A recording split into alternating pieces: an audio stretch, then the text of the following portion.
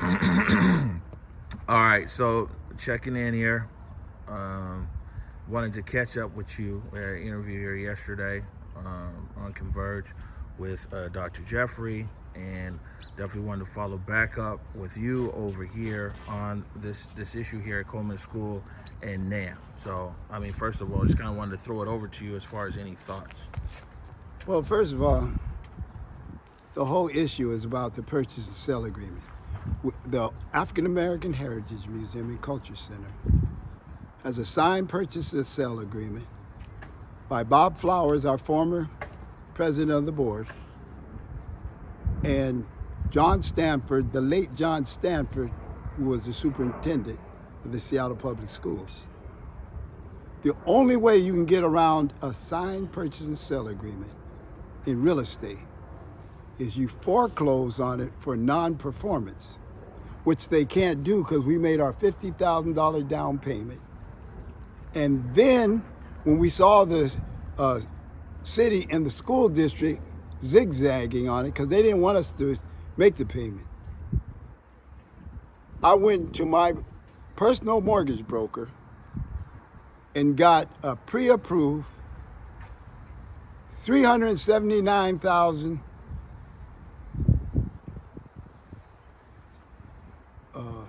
to pay off the whole balance. All they had to do was sign and take their money and leave us alone, because the city is the one running this project.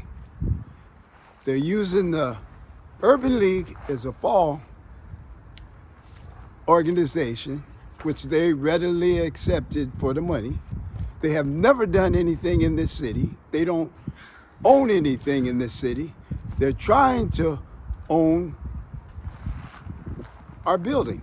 They had nothing to do with fighting the police station when I countered the police station on 23rd and Yesler that we successfully blocked with a positive institution, the African American Heritage Museum and Culture Center, which we incorporated in 1985.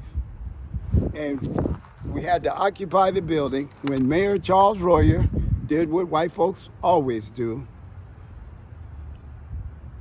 First of all, they delay the project as long as possible, cut it down and make it as irrelevant as possible, and then turn it over to his safe people. They're going to do what the downtown wants them to do. And they don't want black folks to have a functioning cultural facility. That's why our kids are in the street shooting each other, because they culturally don't know who they are, because we got destabilized during the European settler slave trade, where they came over here, encountered the Native Americans, killed them, stole their land, and then went to Africa and kidnapped us and raped us and beat us out of our culture, and then worked us for 400 years. So the issue is not about black women and mothers. We have the highest respect. My mother was a beautiful angel, and unfortunately she was murdered in 1961 along with her baby. And so that's one reason why I fight so hard for black folks, in honor of my deceased mother. Now, for us to be attacking black, first of all, the black women that's in these positions were put into position by black men that is controlled by the downtown establishment. Mimi Gates is on the board of this fake museum. She comes from the downtown museum, Seattle Art Museum, and the museum culture. She knows what a real museum is. One room with computers in it for genealogy. Then you walk down the hallway, and you go into this, and the hallway's got posters and pictures up on it. And then you walk into this section over here, which is the old gym, which is the meeting room. They have events here. Having an event in a space doesn't make it a museum. We're fighting for and we advocated from the very beginning a world-class museum. Now, I was going back and forth to Africa working with the museums in Africa through Dr. Nkrumah at the Ghana National Museum. They have culture, no money. We got money and no culture. So I'm bridging the gap. But every time I go to Africa, when I get back, these Uncle Toms and got a clown show going on about here. So I said I wasn't going back to Africa until I got this museum. Now, I've got 22 now. My cousin, they took him off of life support, Adi Webb, yesterday. Yeah. So Adi's made the Adi. transition. So these preachers, he's not the only one. They've got a whole bunch of preachers that couldn't even raise enough money to fight one lawsuit to get rid of the dope dealer, Uncle Ike, off of 23rd and Union. So our position is we're not trying to fight with any organization, even if it's a front organization, because all they want to do is say, oh, black people are fighting among each other, that's why they don't have anything. When downtown is manipulating, controlling it.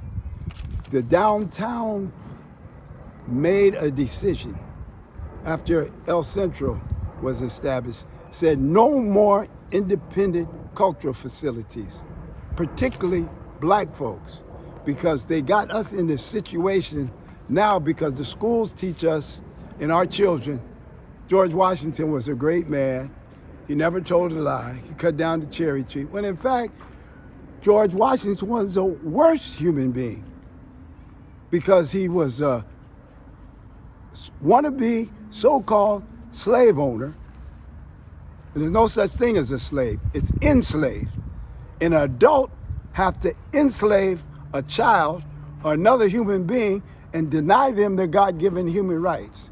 And these preachers talking this, oh, they are threatening black women, or black women can't go to work. No, that's not what the issue is. Nobody's threatening black women. The Urban League's person is the one that killed and shot the two women in the museum parking lot. Greg Taylor. I don't like to mention names because, you know, it's. You're referring to the murder that occurred here exactly. in February of this year. And the head of the Urban League said she's taking responsibility for it. Now, what does that mean? It means absolutely nothing. On the interview they had with Converge, she said, when you asked her the question, oh, what about the guy that was working for you that shot the two ladies and killed one of them, the police came up and gunned him down. Oh, I take full responsibility for that. She hasn't taken no responsibility for it. And they're being sued by the family of the girl, the woman that got murdered. Anais Valencia. Yeah, and this is the RICO racketeering lawsuit. $10 billion that we filed when they came with the fake eviction. They took all of our stuff. They said that we weren't going to touch you, Omari, and we're not going to arrest you, because they didn't want to arrest me, because then I get a criminal case, and in the criminal case you get to do discovery, you get into all their dirty paperwork. So when Jeffries first got to town, I was the one to school him on the politics that was going on.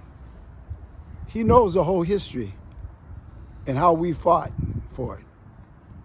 But their churches are empty of young people. And this idea of teaching our community and telling our community that the white Jesus is coming yesterday, tomorrow for sure to save them, just come to church, bring me your tithes, give me my money, so that downtown will be happy. In the black church, they got a flag with George Washington, the slave abuser, the rapist of black women, in the pulpit. And he's talking about we're a threat to black women and black women DVD.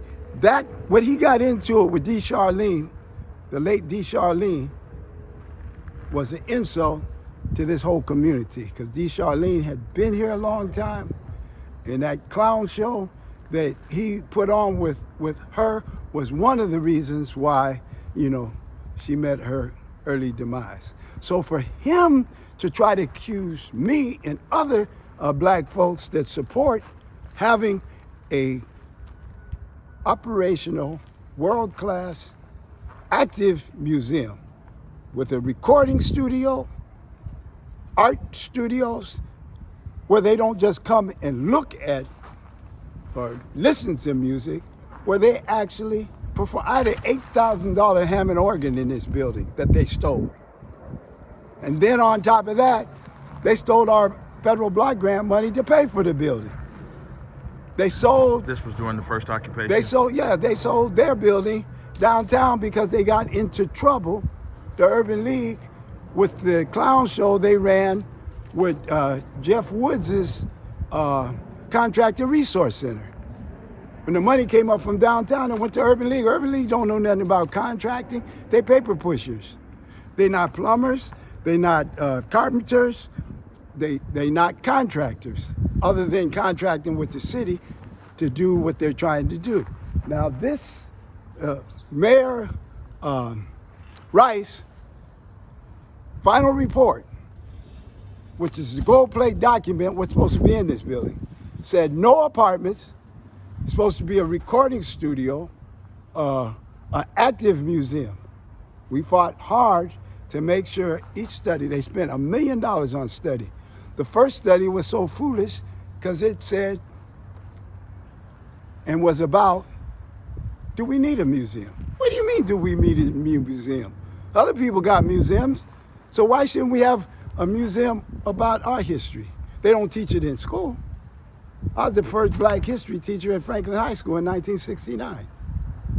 And we closed the school because we wanted black history mandatory for everybody, even though history has no color. But since we've been excluded from the history of the U.S., other than all we were was, ignorant slaves, but they didn't tell you, they didn't let us go to school and learn to read and write for 200 years. So in spite of that, like Maya Angelou says, we rise. There's no group of people in the world that dominate so many areas as oppressed black people in the U.S. It's like Maya Angelou says, still we rise. So the issue is court paperwork, even though the Plessy versus Ferguson, Dred Scott ruling, where they said black people have no, and women, black people have no rights a white man is bound to respect. So from the very beginning, the Supreme Court and the whole U.S. court system is counterfeit. They don't have Native Americans. And this is their Native Americans' country. They brought us over here. So now that we worked for 400 years, we got a 1 foot American work right, and we got another foot African birthright, because we never gave up our African birthright. And we weren't vetted when we were brought over here, because they had difficulty making, quote, quote, Muslims slaves. They killed all of them. And then they pumped people up like this preacher that was talking the nonsense, gave them a Bible, and they teach, honor and obey your master, turn the other cheek, love your enemy. That is not a natural law of nature. All creatures have a right to self-defense. Either you run from the enemy, you hide from the enemy, or you fight the enemy back. So this clown show about somebody threatening the urban, first of all, that's a waste of time because the Urban League ain't running nothing. They get their money from downtown. They have no business to generate money. Their whole money is grant money from downtown and white donors. The Urban League was formed 100 years ago to get black people out of the Marcus Garvey, Chinatown, do for self mentality. They wanted civil rightism, and the civil rightism was the freedom movement, the freedom rise. It's the white settler government that switched it into civil rights movement. We're begging the government for rights that we already have as a human being, being born. And if they say we're citizens, why we have to pass all kinds of civil rights legislation so we could do what European settlers do because they're born here. So this whole concept of the museum, the diversion onto this black domestic violence, with a lot of the, and now we have black youth violence, resulting in, I've got 21 children that I coach in Little League baseball that's in the cemetery because of this stupid gangbanging, because when they turn 12, they graduate out of Little League, and we didn't have this facility to bring them to, because once you coach children, they listen to you, and their parents listen to you, but you gotta have something else to move them to when they pass 12 years old. Right. That's why it's so tragic that we got all these youngsters in the cemetery, because we didn't have this facility to move them into so they could do their music, their art, their dance, learn their culture, learn their history, and be proud of the history of Africa and Africans before we were brought over here and turned into what you see now. Right. Confuse people. Dr. King and Malcolm X and John Brown, Harriet Tubman, all the people that fought against slavery, we didn't fight so black youth can murder each other. And the church is the number one brainwashing institution. That teaches our youth the white Jesus is coming yesterday or tomorrow for sure to save them.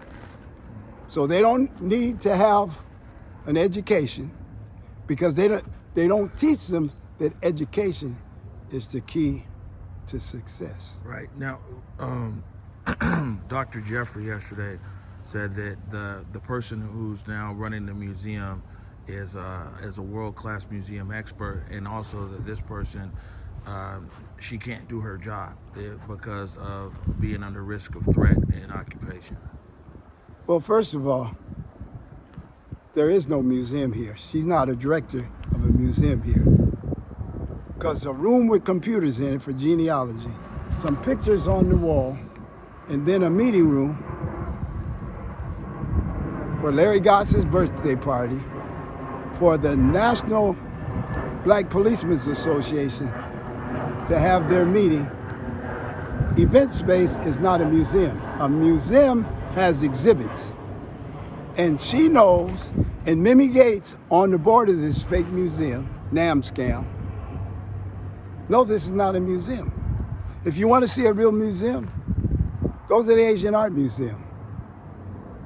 Go to the Nordic Heritage Museum. Go to the Seattle Art Museum. Go to the Week Loom Museum. And as far as the Culture Center, you want to see a Culture Center? Go up and look at El Centro de la Raza. I was part of the takeover of El Centro de la Raza.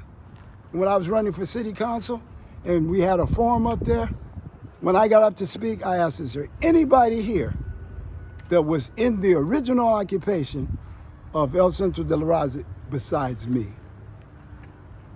Was nobody.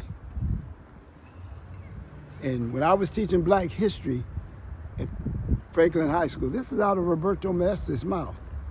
He was a white teacher named Bobby Maestas. And when we closed the school down, because we wanted black history, that sparked him to get involved in politics. He changed his name to Roberto, grew his hair out, got a red bandana, and became Roberto Maestas. So this issue of cultural facilities, we're the ones that raised it. Keith Bray, Cliff Hooper, Dave Mills, myself, Curtis Barnes, which all of them, my mentors, were gunned down. Keith Bray was gunned down. Dave Mills was gunned down. Curtis Barnes died of, natural causes. Cliff Hooper died of that. That was the Black Culture Center, the Black House. And we, since 1968, have been advocating for a Black Culture Center. And today, in 2021, we have a clown show going on to try and switch the issue from having a culture facility for our children and the school over here, Thurgood Marshall, that was supposed to be the African American Academy. So the African American Academy would be across the grass from the African American Museum and Culture Center. So it's business as usual. That's why all the churches together don't have one business. Now they're hustling real estate because Africatown has gotten their hands about 500 apartment units. Now we can't stop a black family from selling their personal house that they bought for $30,000 for $600,000. Couldn't get a loan to fix it up. They're retired, don't have the income to pay the high taxes, so they either sell or lose it. So we're here today, and they call me a relic from the Black Power 60s to make sure our children have a future. Where do you see this going? And when talking to Dr. Jeffery yesterday, what he talked about is wanting to see some sort of negotiation between yourself and... First of all, he has nothing to do with this, period. He's not a cultural person. He's a fake religious person dealing with the white Jesus. And that's the number one mental destruction of a black person's mind, is to think that Jesus and God is white. And the devil is what?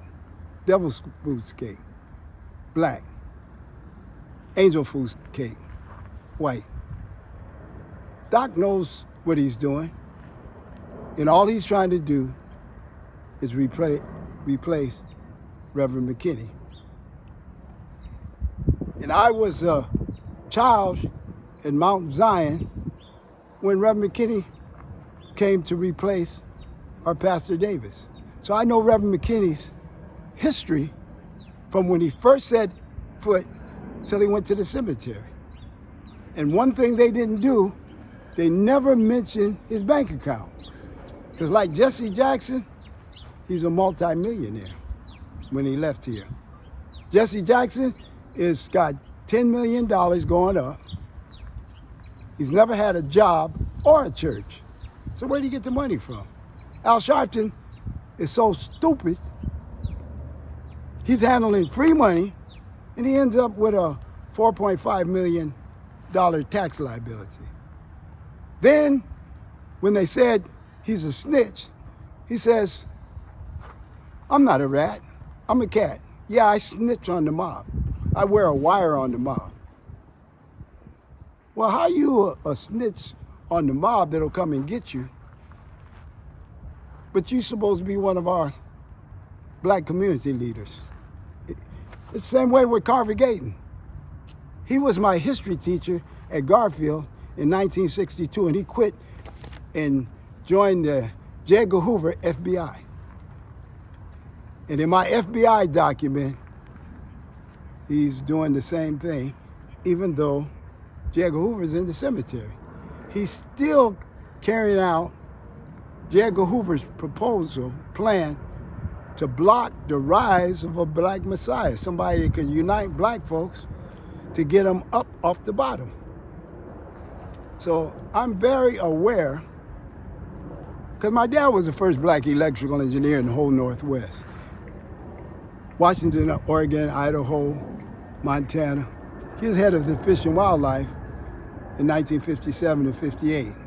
Go to work every day in a suit and tie, come home, take off his suit and the tie, put on overalls, and go and work on old houses that he was buying. So when our mother died, we owned 6 houses in 1961 in big chunks of the Central District. So he could build a house from the ground up. He could take a car engine apart. He could build radios and TVs. So I grew up as basically an elite dark-skinned white person. So I don't have to do what I did. I do it because somebody has to do it. And I grew up as a quarterback from age 12 all the way through college. So I know how to, handle shit, because you have to have thick skin. Because when you start advocating for black folks, they do you like they did the Panthers. They start attacking you. They try to kill you. They try to arrest you. Now, I didn't beat them 21 times in court because I don't have no public defender, reason the skids. There's a sweep that we see here. We see some documents here saying that a sweep is supposed to occur at Jimi Hendrix Park here tomorrow, anytime after 9 a.m. Do you feel that the sweep or the clearing of the park, or however they want to frame it, the term is sweep, has anything to do with your occupation here at Jimi Hendrix Park? Well, we're occupying the African American Heritage Museum and Culture Center, legal space, based on our purchase and sale agreement. Jimi Hendrix Park is was the playground with the school. 1 second, let me just, so I can show people reference. This is the Coleman building where we're referencing here, and right across the sidewalk there is the actual Jimi Hendrix Park. So Norm Rice, we had worked out a deal when the Washington State Department of Highways came and asked us, could they site their construction portables on our playground? We said, sure, because you guys got electricity and water. So Brian Hinkle was then head, said, what we'll do, we'll cut the playground off from the park, from the building, so you can negotiate the lowest price for the land that the building's on. When we're finished with the I-90 in 7 years, we'll surplus it to you because we don't want any property, particularly in the Central District, and you get it for free. Norm Rice gets his park department in the middle, and at first they told us they bought it. We did the research, they didn't buy it, because they're trying to figure out how to steal money from the federal government, because if they bought it, the money would have to go to the Federal Highway Department that was putting up the money for the completion of I-90, which was $3 billion, the most expensive of the I-90 project. Then they had good neighbor money for when they come through a neighborhood. So the white folks, the downtown people said, hey, we don't want no recreation. We want passive. That's why you have all those bushes and dog park. That's where the money went. As opposed, go on the Bellevue side, they got soccer fields, baseball fields, football fields. So it's our bourgeoisie that doesn't want responsibility for a community. Who's responsible for the living conditions in Chinatown? The Chinese bourgeois. So our bourgeois, as soon as they get a nickel and dime job, they run off to the white community where they're not going to run nothing. And then when they said, well, your community, oh, I'm not one of them no more. I live with you. So that's how we got in this mess, from Black Power, Black is Beautiful, hey king, hey queen, brothers, sisters, to this N and B, dog, MF culture that the church supports. Because that's how our young people got to talking like that. And the church is the one that let Jewish agents promote mental garbage like Lil Wayne. Then when they tried to do something about it, it was too late. It had got so established in the hip hop community, they ate the Negroes up. They tried to say something about it. So, do you anticipate any issues if they do come and clear the park tomorrow? We've had issues for 400 years when they first brought us over here in 1619. And we're going to do the same thing that Nat Turner did, John Brown. Because if you read our original statement of why we occupy, it's the longest occupation of a public building in U.S. history. And these Negroes want to turn it into an apartment house with 3 managers. The last 3 managers have been white. How is black space managed by, you don't have no white people managing nothing in Chinatown that the Chinese own. So it's a mental slave conditioning in the doctors, like the guy that you mentioned, you know, and that's why they don't have no young people in their church. And they're not going to have young people in their church because it's young people are trying to stay out of gangs and survive and stay alive. There's a lot of pressure on them to join gangs. And because they're not learning their culture in school, they're learning this George Washington garbage that the church promotes through the flag with George Washington's picture on it in the pulpit. I'm not against religion. I'm pro-spirituality. But that white brainwash, it was the papal bull, the Pope that issued the papal bull for white folks to go out in the world and enslave people and bring them to Christianity. So Mao Zedong said, revolution is not a dinner party. And the Vietnamese lost 3.5 million people between 1965 and 1975 to get their win. So their children wouldn't be ruled by others and enslaved. And that's basically what we're going to do. We're fighting so our children have pride, self-respect, and are productive. And if the church had been doing that, we'd have businesses.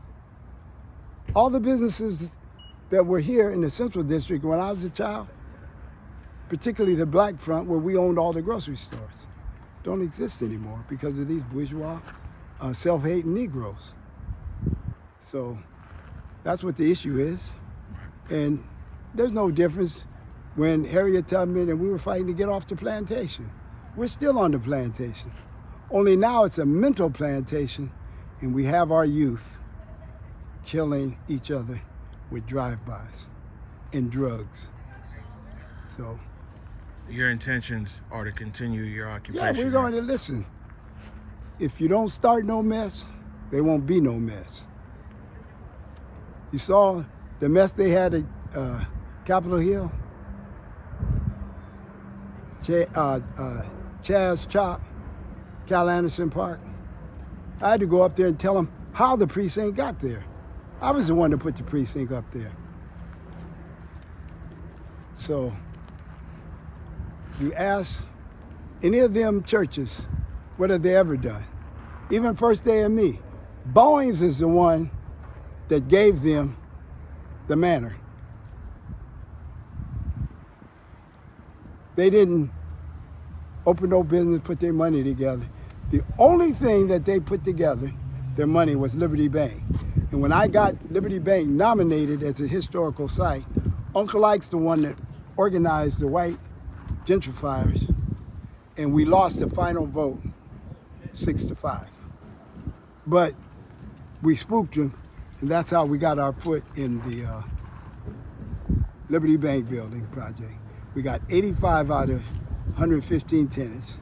We're getting 137 units across the street at Africatown Plaza, and we're getting 120 units from Cairo Nikki that we're buying.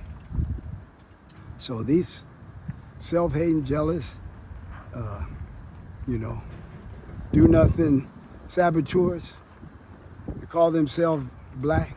No, they're still Negro. And there's a such thing as a Negro. A Negro is an African that's been trained by white people, Europeans, because the concept of whiteness was invented in U.S. In U.S. was the first law that had white in it, because before that, Europeans were British, didn't like the French, didn't like the Germans, and all they did was fight each other. So we're staying strong. Right. The young people are staying strong, and they're looking for a point to rally around since they closed down Chop Chaz and Cal Anderson. So we already knew they were coming down here, because this is where black institutions matter. This concept of Black Lives Matter, that's why murder is against the law, unless the police do it, or the CIA does it, or the FBI does it. They can kill black folks. Right. We're gonna button it up here, but I just want to touch on two things. I want to circle back around again here, and in regards to the allegations that you're making threats against the people here at the museum. You're making specific threats against black women in the community. I'll say it again. It's all about the purchase and sale agreement. We already know they're trying to get us in conflict with black folks, Negroes in particular, so that they can say, that's why black folks don't have nothing, because they're always fighting among themselves. So we have specifically left them alone because they're not shot callers. They're irrelevant. The lady running the museum is from Detroit. If she is concerned about helping the community, she could help the community she grew up in. She don't know nothing about us, and she don't care nothing about us. All she cares about is the $100,000 salary she gets a year for keeping the floors clean and the toilets running, because they don't have no functional programs here, especially for young people, because they don't have no space to have programs. 90% of the building is condos. So we don't go for the diversion policy of, oh, the Panthers got guns. Oh, the Panthers is threatening us. It's just like Marcus Garvey. It was the black Negro bourgeoisie that went to the FBI and said he's getting too big. He's actually talking about having his own shipping company. So, J. Edgar Hoover, oh, he wanted to do something. So they charged him with mail fraud, locked him up. When he got out of jail, they kicked him out. He went back to Jamaica. The kids were making fun at him, throwing rocks at him. And he went to London, where he died. And the boys that fought against him ended up going to Africa after he found out the Negro bourgeoisie was our biggest enemy, because they were brainwashed. So that's why all of our historical black colleges are funded by white money, and they don't even, the Negro bourgeoisie don't even fund and put money to support our own black colleges. That's why our black colleges are so weak with culture, because they don't want to lose their white funding base. So now the next steps here, clearly you said that occupation isn't going anywhere, no. But you also referred to a lot of different court documents and the purchase and yeah, sale and things we like this. filed Is this moving in court? Yeah, we filed a $10 billion in the settler court. And we already know what the Supreme Court ruled in Plessy versus Ferguson. But the courts are good for documentation. Because if it wasn't for that Plessy versus Ferguson, Dred Scott ruling, the Supreme Court could say, oh, we've always been about justice. The European settler institutions are not for justice for Native Americans and African Americans. So that's where we stand. If they don't start no mess, there won't be no mess. I'll give you the last word before I stop recording here. Anything else? Any questions that I did not ask you here? Anything else? Well, the whole thing is about the purchase, and I gave you a copy of the purchase and sale agreement in our documentation. And anybody who wants to know the history of this can go on our site, the African American Heritage Museum and culturecenter.org, and read the whole history of this struggle for us to build a functioning cultural institution. And don't listen to this side distraction of these irrelevant people.